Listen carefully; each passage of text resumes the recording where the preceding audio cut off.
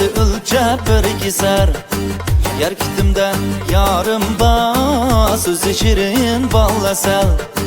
Yetdi yulduz hemradur Aydın akşam kechida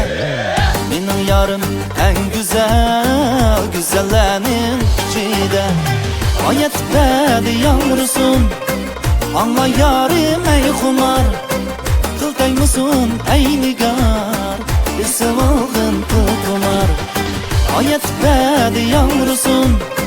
Anla yarim ey kumar Kıltay mısın ey nigar Sıvılgın kumar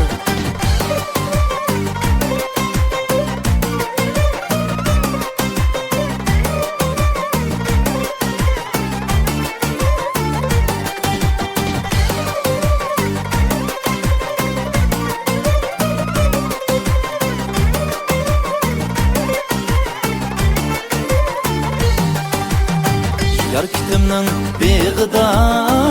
yetmadan ovozi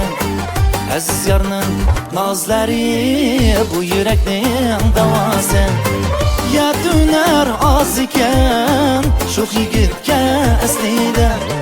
Yetmada choliman güzel yarim kasada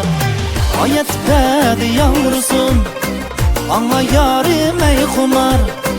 Kıltay mısın ey nigar Sıvılgın kumar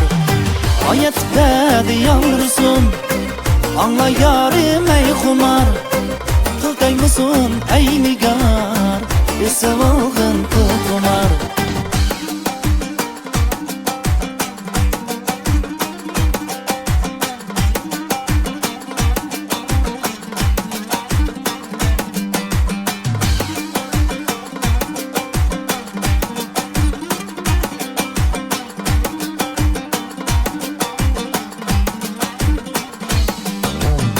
Ayet bedi yavrusun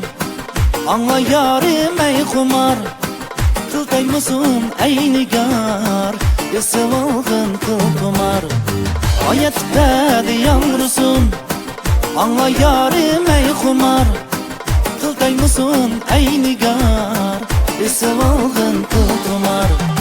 Ayet bedi yavrusun Anla yarim ey kumar Kıltay mısın ey nigar